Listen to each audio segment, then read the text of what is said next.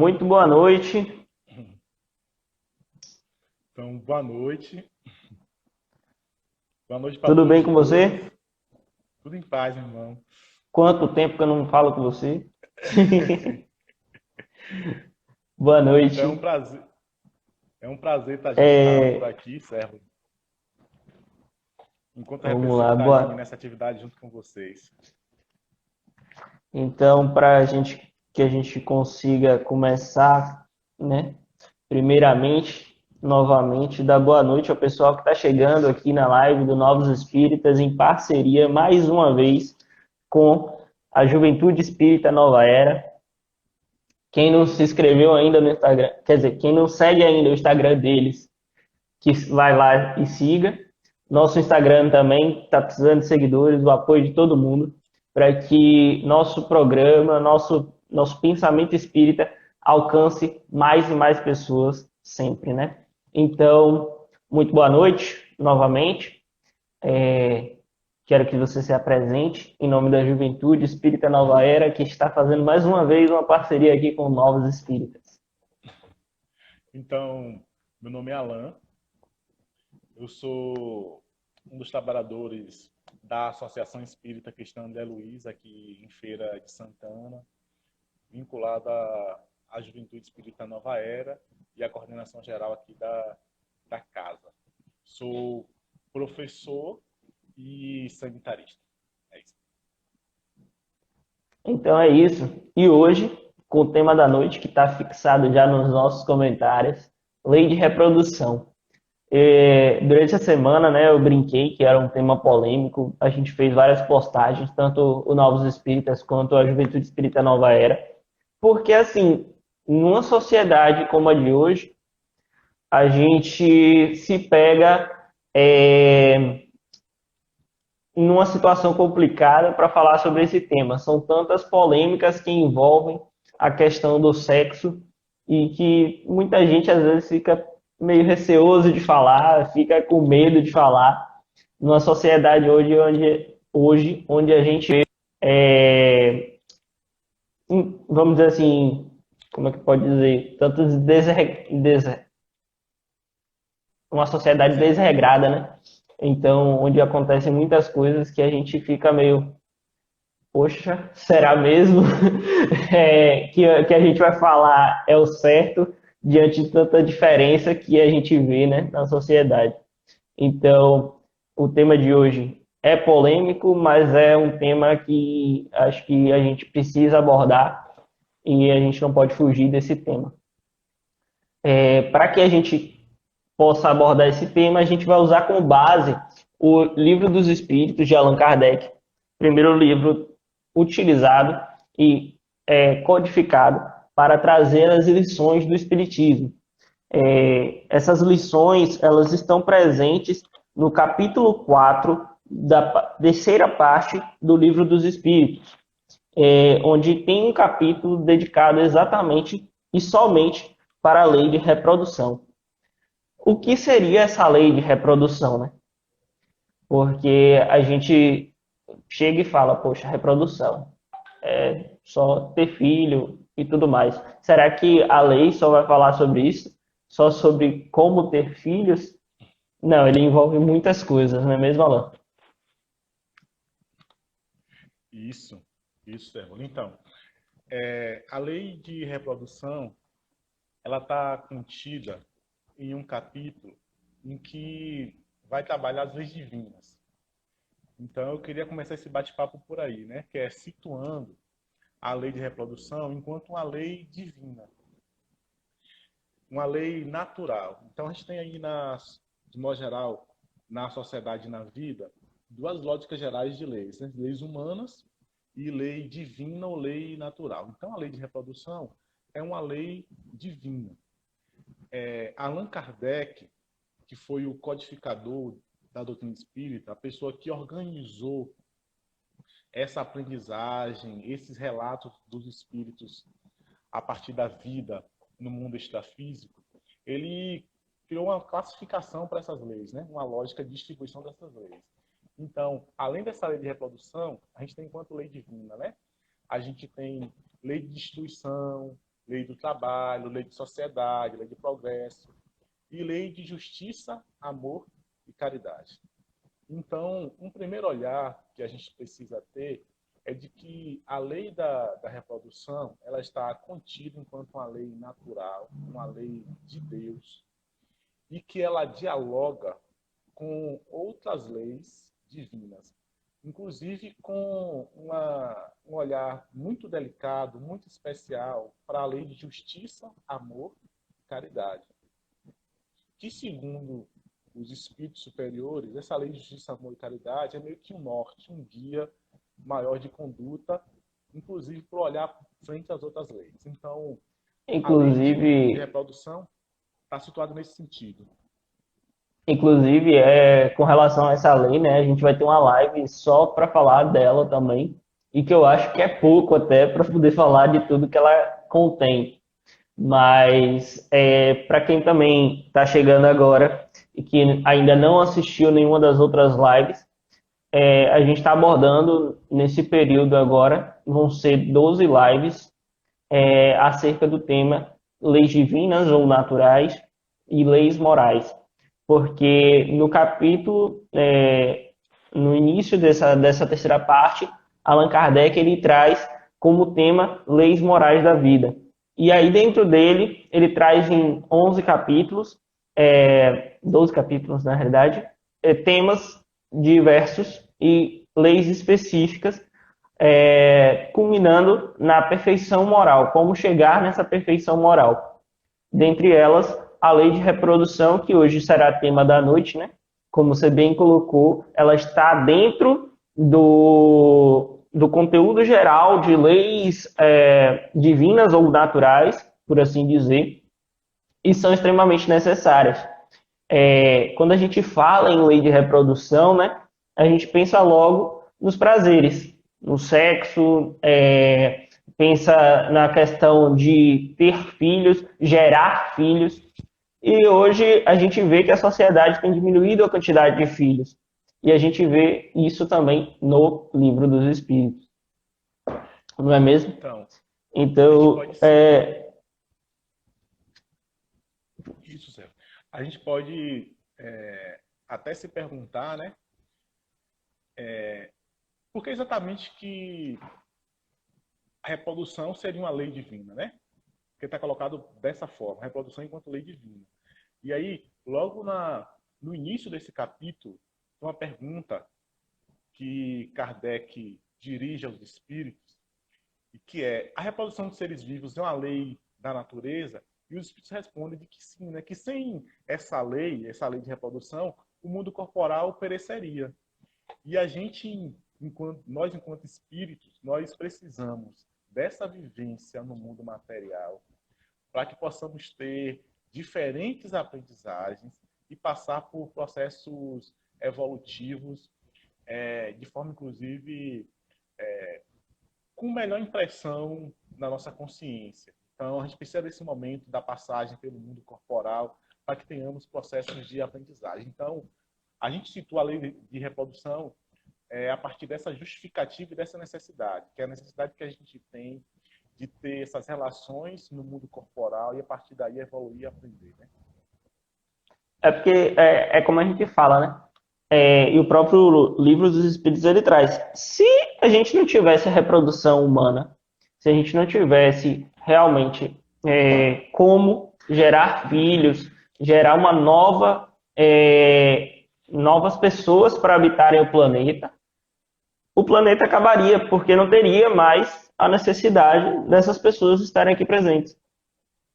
Não teria mais pessoas para poder fazer ele rodar, para poder fazer ele progredir, fazer ele crescer. Existem realmente, vamos dizer assim, períodos, né, onde a população cresce mais e a população cresce menos, que é exatamente para ter essa continuidade, para ter esse ciclo, para ter esse crescimento sem acabar com também o território do planeta, né? Quando ele aborda aqui, na pergunta 687 do Livro dos Espíritos, essa questão. Se a população continuar crescendo de forma progressiva, que vemos isso na época de 1850, né, 1857, ele pergunta isso, e ele fala assim, será que vai a população se tornar excessiva na Terra? E aí os espíritos respondem: não, Deus não se descuida disso e mantém sempre o equilíbrio. Ele nada faz de inútil. O homem que apenas vê uma parte da natureza não pode julgar a harmonia do conjunto. Quando a gente passa por um momento que a gente está passando hoje, de pandemia, de diversas mortes, desencarnações coletivas, a gente vê também esse outro lado e vê essa outra percepção. Para quem tem uma consciência espiritual, quem vê o crescimento espiritual que está acontecendo, esses desencarnes coletivos acontecem para que a gente possa dar e trazer uma nova geração de espíritos para que eles possam modificar o comportamento terreno que vinha sendo questionável, se a gente pode colocar assim. Isso. E aí, tem essa questão do equilíbrio, né, que está colocado aí para essa questão da população mundial. E a gente tem esse equilíbrio se dando a partir, inclusive, dos óbitos. A gente tem um número grande de nascidos vivos no mundo, de pessoas nascendo, mas também tem um número razoável de pessoas desencarnando, indo para a pátria espiritual. Então isso cria um equilíbrio, assim. E esse comentário que ele faz aí, né, de que a gente não pode olhar uma situação singular, se a gente for olhar, por exemplo, talvez para uma China da vida, só olhar para ela, a gente vai ver que a população é bem grande. Mas tem países com população bem menores do que a China. Então a gente precisa ter essa análise mais global.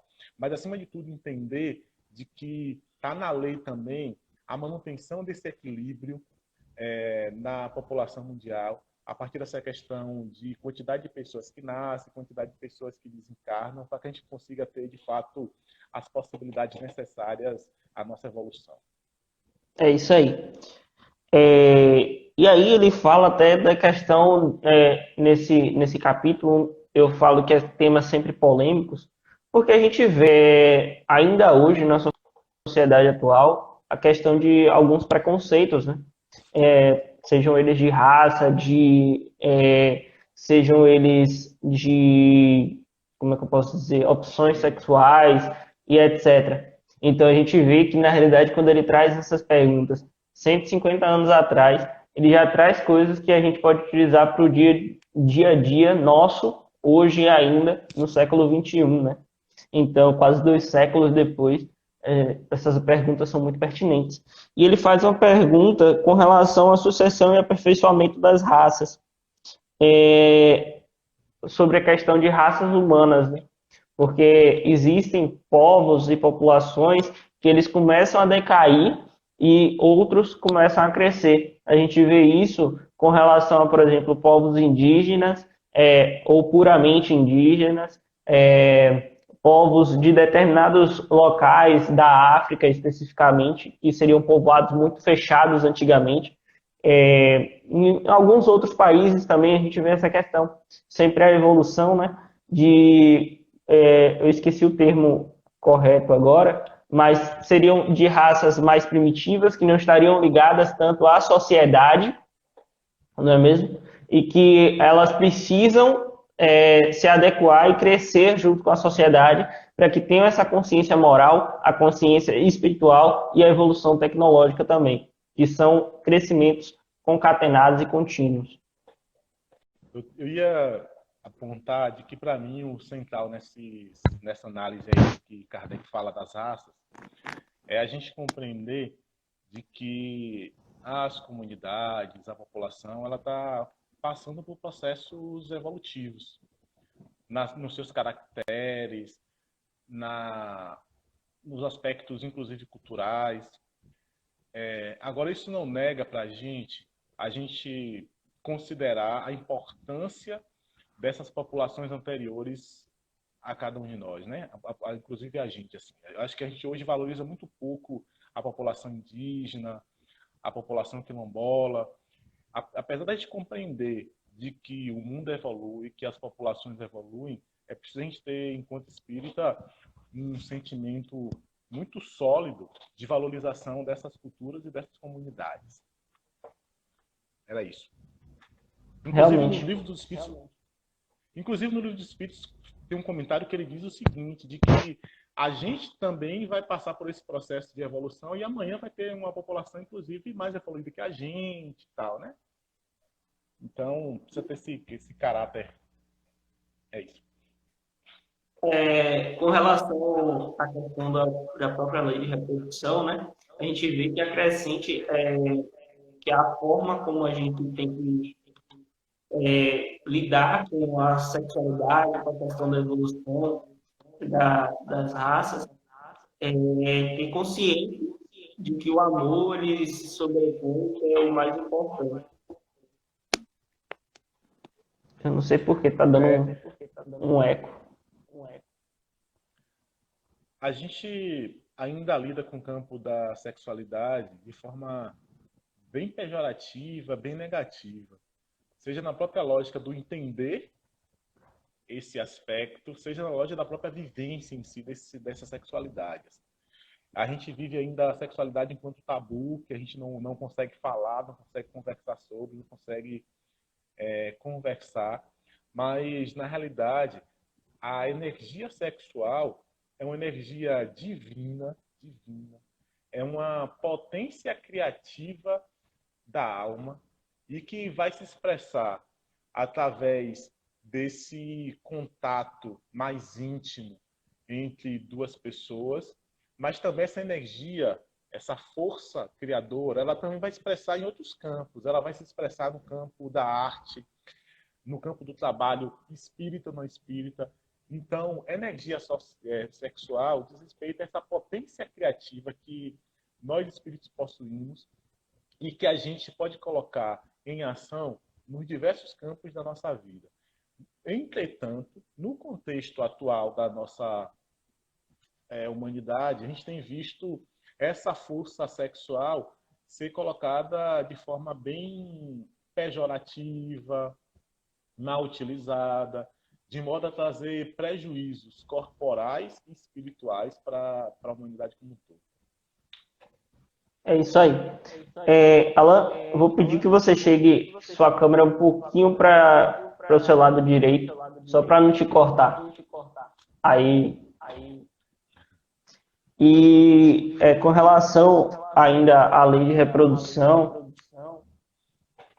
o capítulo 4, né, ele aborda diversos tópicos e pontos que são interessantes com relação por exemplo, o ponto de vista puramente físico, né, dos corpos das raças atuais, que são a criação especial ou procedentes dos corpos primitivos que evoluíram através da reprodução.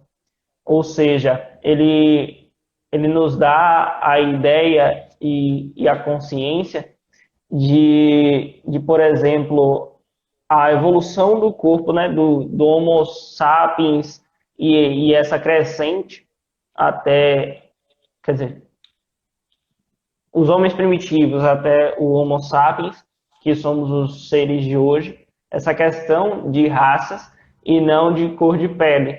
Quando é muito importante a gente frisar isso. Não existe uma evolução com relação à cor de pele. Existe uma evolução quanto raça e quanto povo, população mundial. Não existe diferenciações entre raças, que a gente chama de raças hoje, né? Que na realidade são só características físicas corporais dos seres humanos e que variam a depender de região e localização do globo. Então, é importante que a gente frise e sempre fale essa questão. Não existe, quando a gente pega no livro dos Espíritos, quem está chegando agora, que pega e lê, evolução da raça, vai achar que é raça a questão de negro, branco, índio, pardo, e não é. É a questão de raça como ser humano, como evolução da espécie humana. Ou seja, se a gente saiu de um ser que antes era bem primitivo, bem animalesco, que ainda andava sobre quatro patas, que tinha ainda muitos instintos muito fortes, e hoje a gente chega nesse padrão de consciência muitas vezes coletiva, Isso é que ele fala que a reprodução nos ajuda a evoluir e crescer. Massa, sério.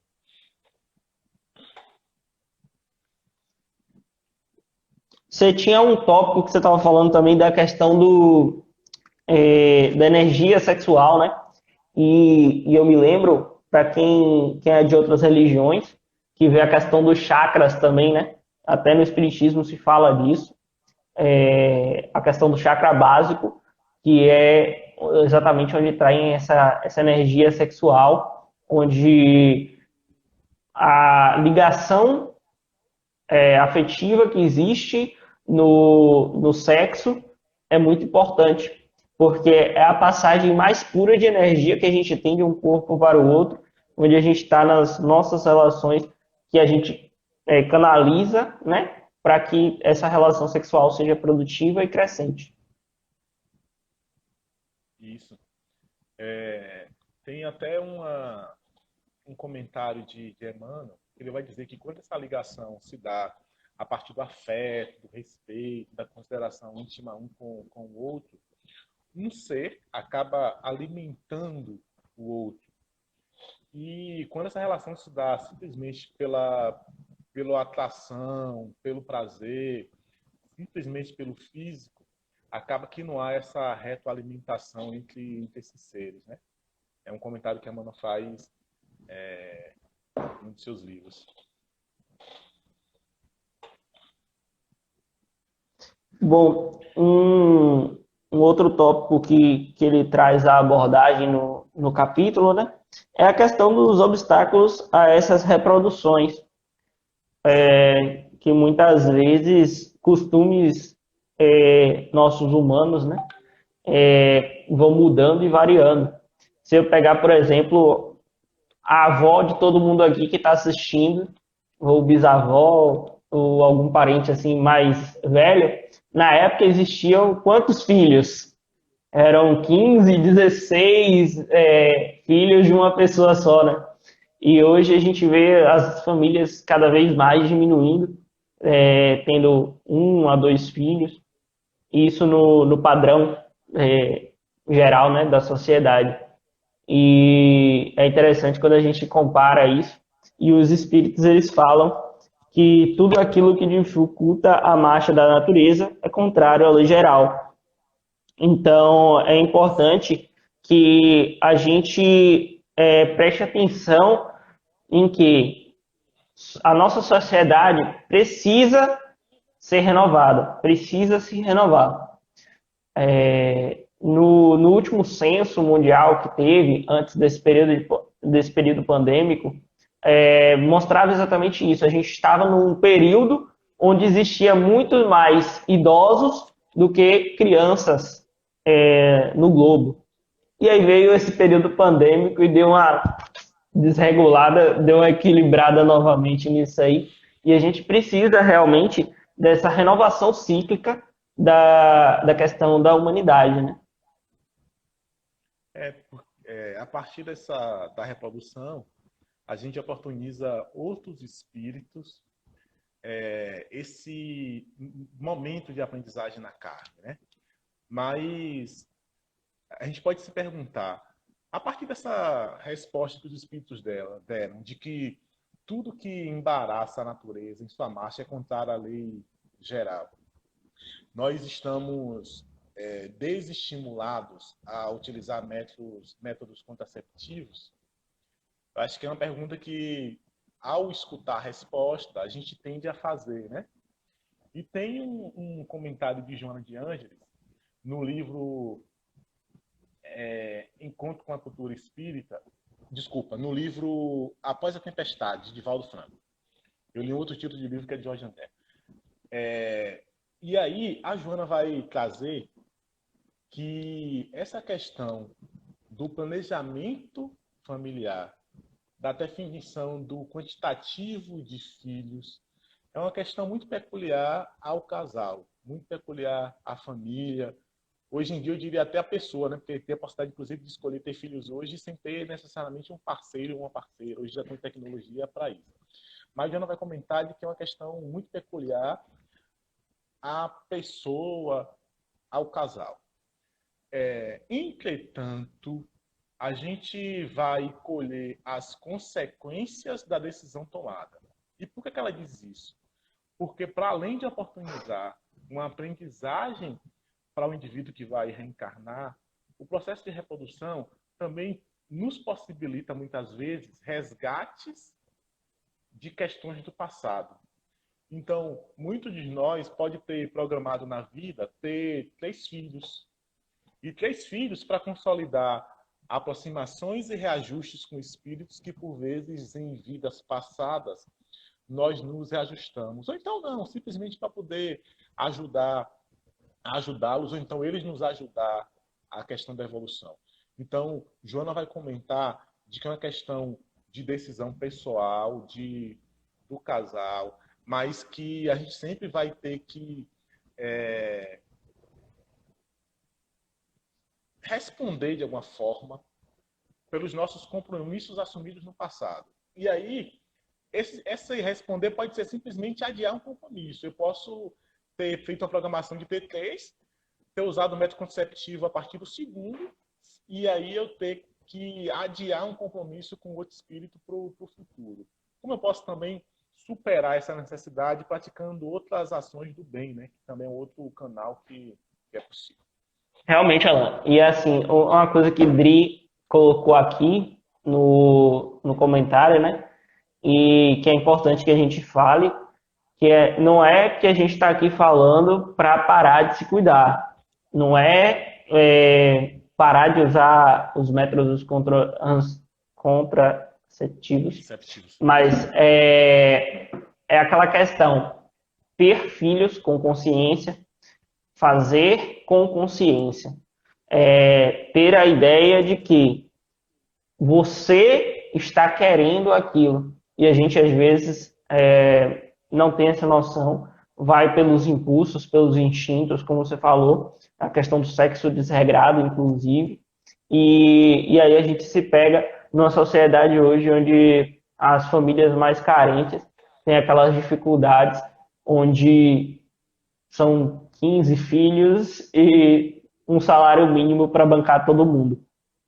Então, é ter a consciência e ter esse apoio da sociedade para que dê uma consciência para essas pessoas também.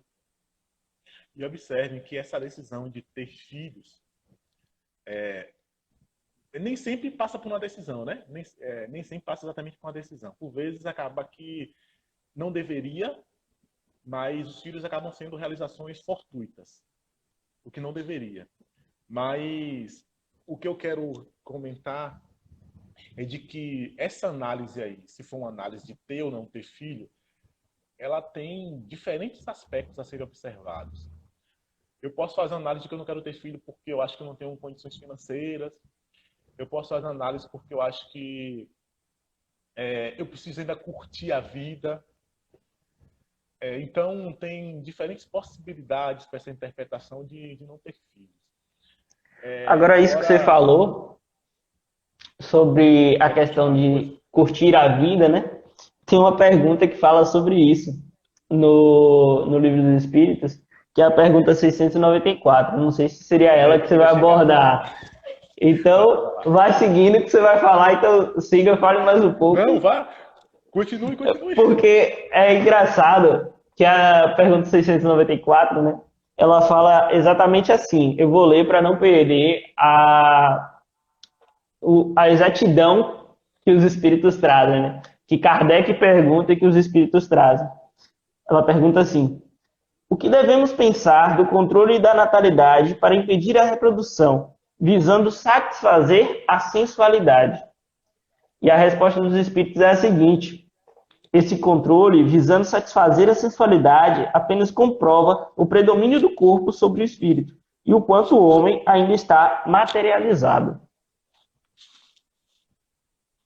E aí, eu acho que você comenta aí um pouquinho, que depois eu falo, que eu cortei seu pensamento no meio, mas... Não. Observe de que na resposta que os espíritos dão, que acabou de ser lida, não tem um processo de culpabilização dos indivíduos. tem um processo de esclarecimento da humanidade, que as pessoas que ainda atuam assim estão muito presos à matéria. Essa é uma leitura que eles fazem, né? Enquanto espíritas que estamos buscando um processo mais de espiritualização, de desvincular da matéria, a gente sabe que nosso compromisso, nossa responsabilidade deve ir muito além dessas questões individualistas, do simples prazer e de um apego pessoal à nossa vida, ao nosso prazer e tal. A gente deve ter compromissos outros para além desse compromisso do prazer, do ter. A gente precisa ter compromissos com a espiritualidade, compromissos com a evolução da humanidade, compromisso com a felicidade do outro e não só com a nossa, né? E aqui, Alan, eu acho que é importante a gente frisar, a gente não está negando completamente a questão de você, vamos dizer assim, Fazer escolhas. fazer escolhas e ter seu prazer também.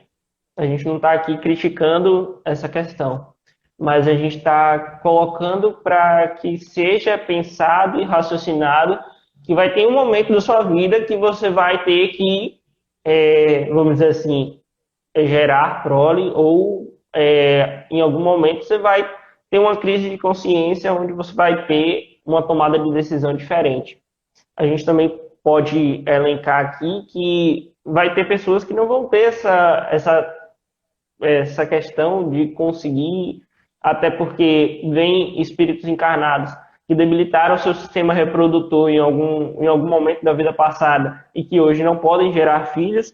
Então, existem diversos fatores que podem ocorrer aí, mas existe também uma questão que eu acho que a gente não pode deixar de falar, que é a questão que está intimamente ligada e intimamente atrelada, que é a questão do aborto, porque muitas pessoas não tendo essa consciência da precaução, da previdência, da proteção, ainda cometem, né?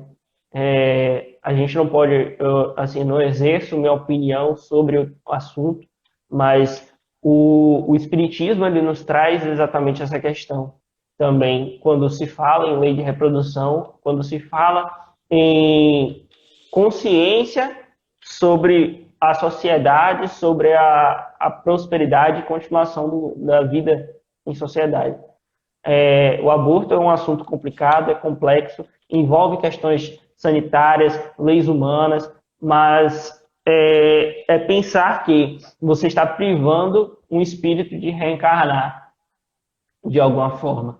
Então, assim, deixa aqui a sugestão de pensamento, de leitura, de estudo, não criticando, obviamente, aquelas pessoas que praticam e nem, de alguma forma, tentando coibir, mas leva para o lado espiritual e pensa direitinho tudo que envolve, né? Isso. Só fazer só um comentário, assim, talvez até rápido.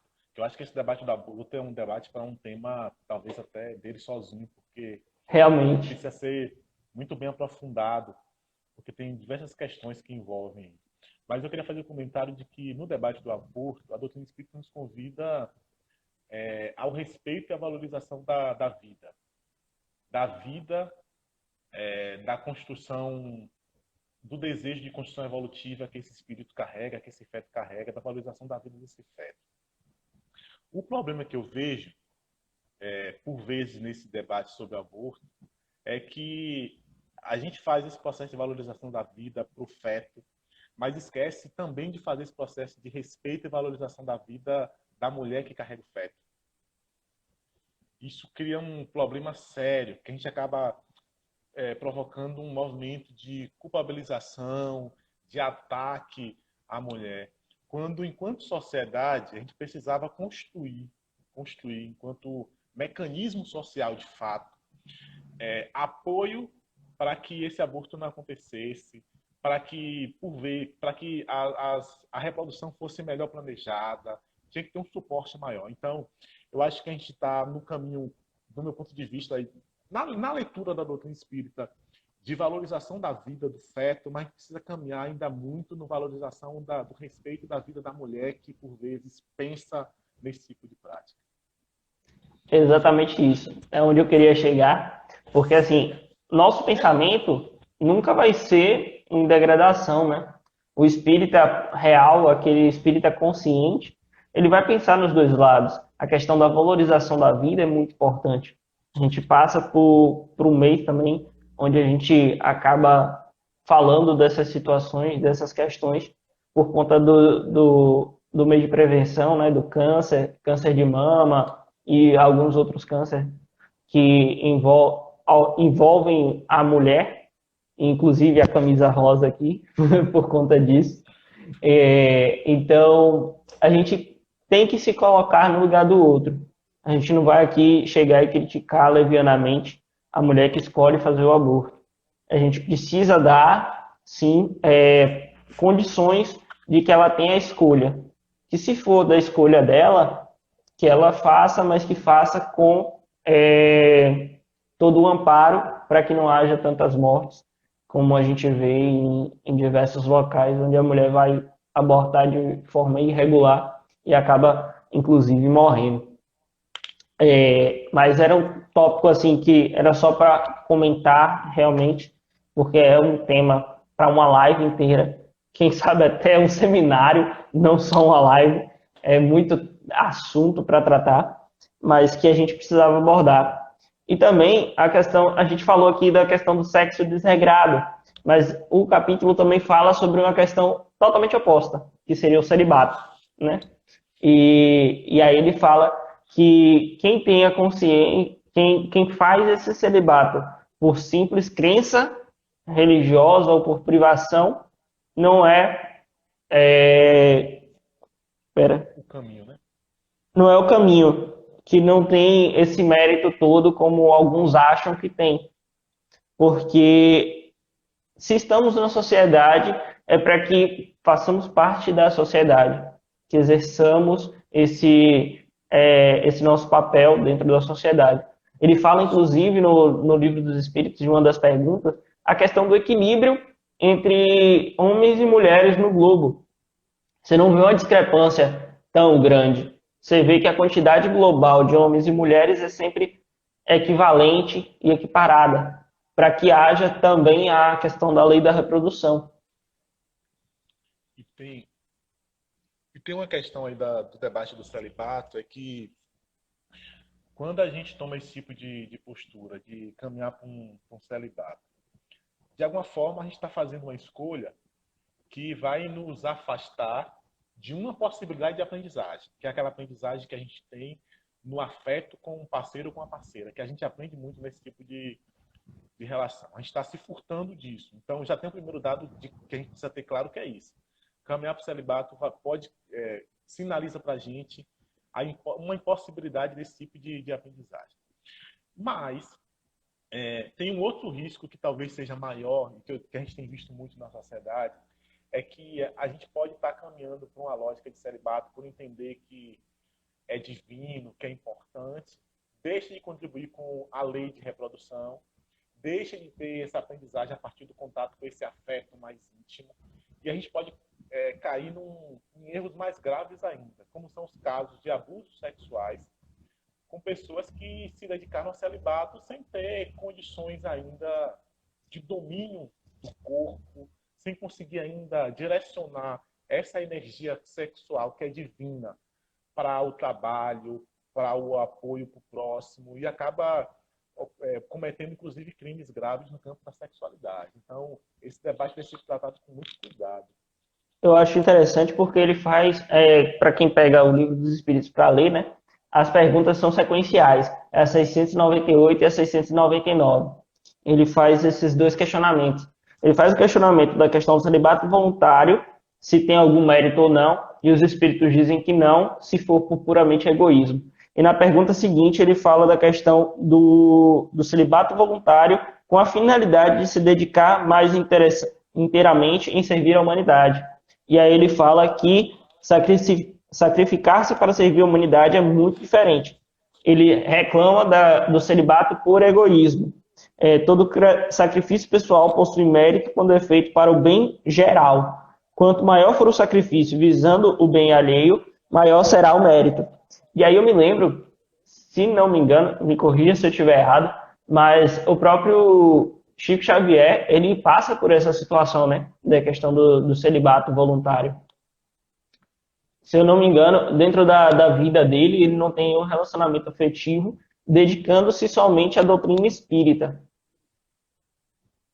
É. E aí, fale. Tem algumas, tem algumas personalidades aí do campo religioso que tem esse tipo de já de avanço, de avanço evolutivo, que é o seguinte: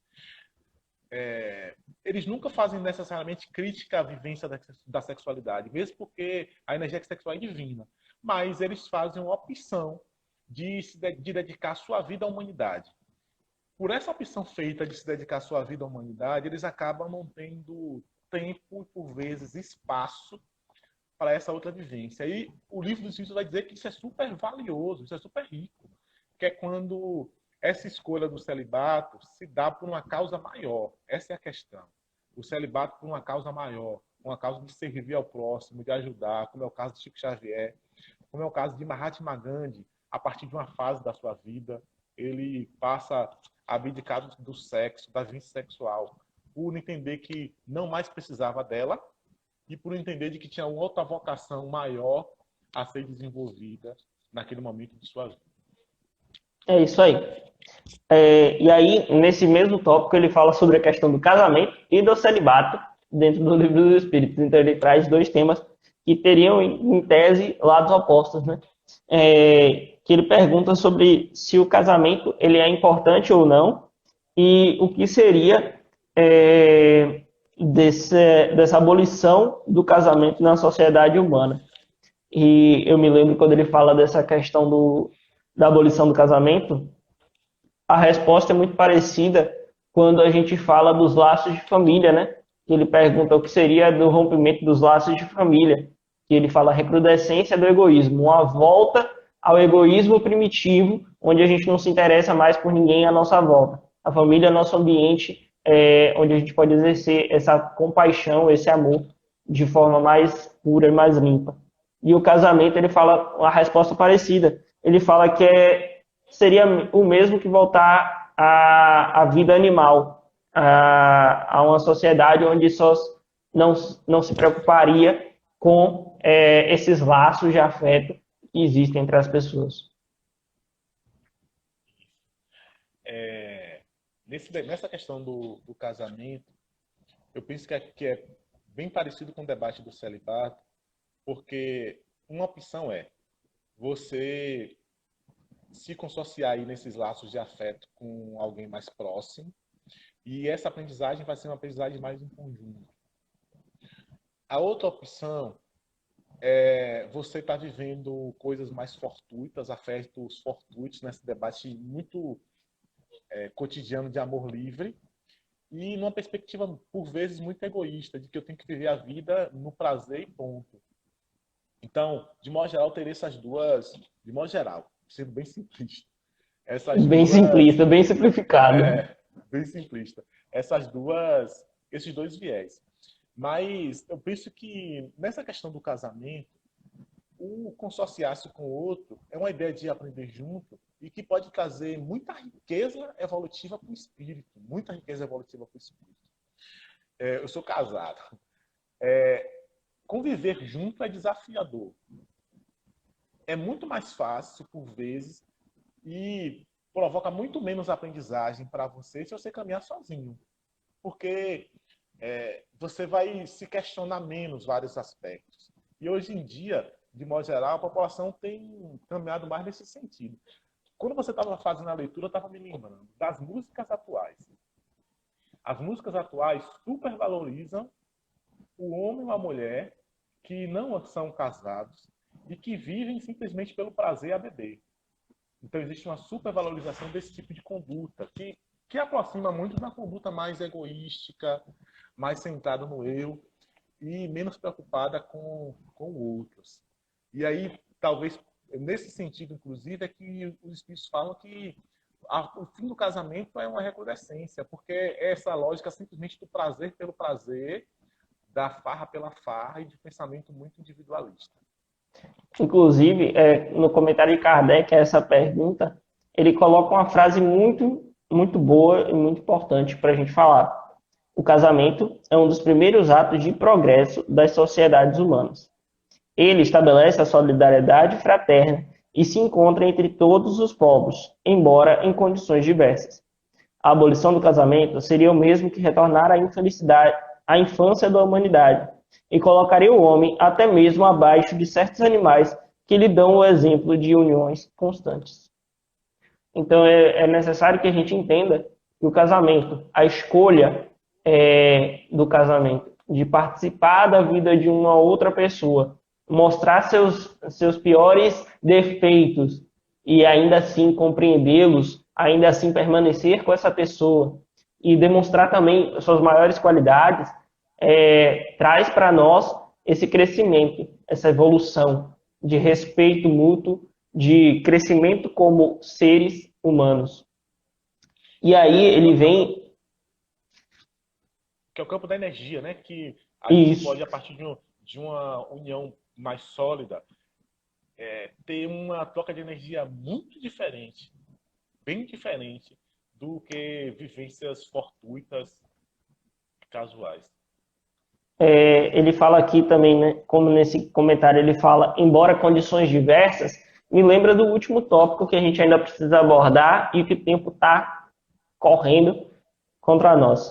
Mas é a questão da poligamia, né? Que em algumas regiões do globo ainda existem, principalmente lá nos povos árabes, né? Na questão do Oriente Médio, ali para aquela região, que seria essa união conjugal de uma pessoa com várias outras. Inclusive, a lei brasileira hoje permite essa questão do casamento com mais de uma pessoa, que seria o chamado de poliamor. Então, assim, o que você acha? Emita sua opinião aí com relação a isso e voltado ao espiritismo, né? Alan deu uma travada, então eu vou seguir aqui. E aí a questão de 700 do Livro dos Espíritos, ele fala sobre qual das duas estaria mais de acordo com a lei da natureza, a poligamia ou a monogamia. E a poligamia é uma lei dos homens, cuja abolição marca um progresso social. O casamento, aos olhos de Deus, deve ter como base a afeição dos seres que se unem. Na poligamia não existe afeição verdadeira, existe apenas sensualidade. Eu acho que a minha consideração é aquela consideração também da energia, né? Que é bem diferente na maioria dos casos. Eu não diria que não existe nada de afeição. Acho que tem sim uma certa afeição, mas não essa afeição verdadeira. Essa troca energética tende a ser bem diferente nessa perspectiva de poliamor, multiamor, do que nessa perspectiva de um laço mais afetivo com alguém. Isso de modo geral.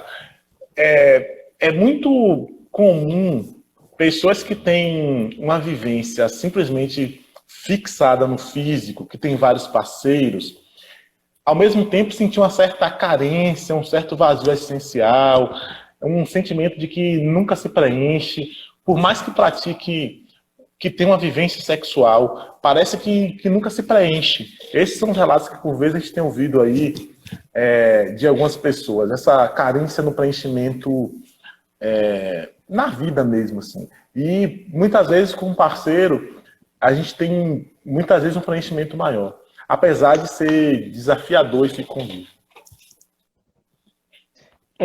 Uma coisa interessante Sim, diga, sobre essa questão sobre a questão do casamento, né? Muitas vezes a gente acha que o casamento ele é eterno. Tem muitas pessoas que acreditam que tipo, você casou, você tem que passar a vida inteira com essa pessoa. E eu acho que uma coisa que eu vi dentro do espiritismo é que, na realidade, não existe essa obrigação. Existe uma questão de amor. Então, quando você necessita, quando você tem esse amor, quando existe esse laço afetivo, esse laço energético, o casamento deve continuar. Se o casamento ele passa a ser uma questão degradativa para você e para o seu parceiro, ele não deve persistir. Então, existe esse limiar, a perfeição, a questão do amor, da junção carnal e união energética. É necessário que haja esses dois para que exista essa ligação do casamento perfeito.